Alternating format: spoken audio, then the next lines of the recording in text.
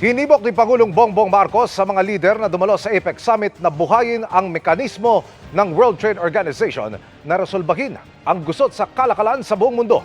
Mula sa South Korea, nakatutok live si Bernadette Reyes. Bernadette.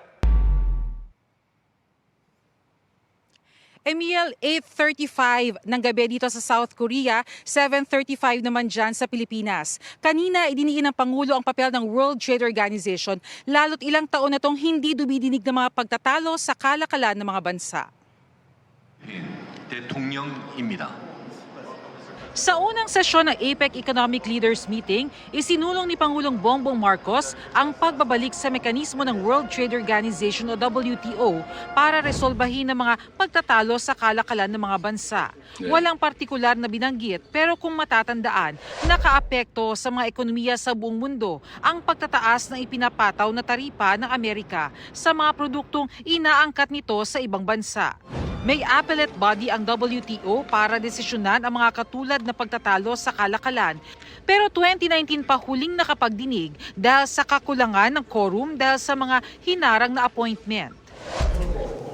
Pagkatapos niyan, nag-usap ang Pangulo at si South Korean President Lee Jae-myung na chairperson ng APEC Economic Leaders Meeting. 확인해서 함께 싸워줬습니다.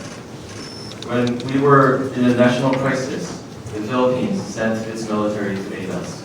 And so the people of Korea will never forget the contributions and dedication and sacrifices made by the Philippines. And I see real opportunities for us to promote a rules-based order, a more secure, more prosperous region. Allow me to invite you to come and visit us in the Philippines. I fully agree, and I will try to visit the Philippines as much as I can.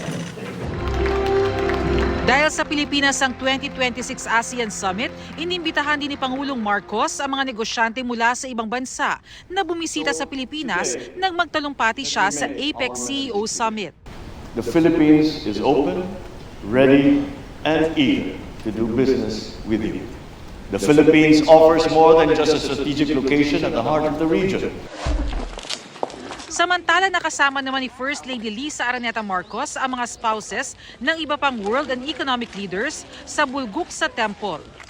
Niregaluhan sila ng traditional Korean pouch na may simbolo ng kasiyahan at swerte.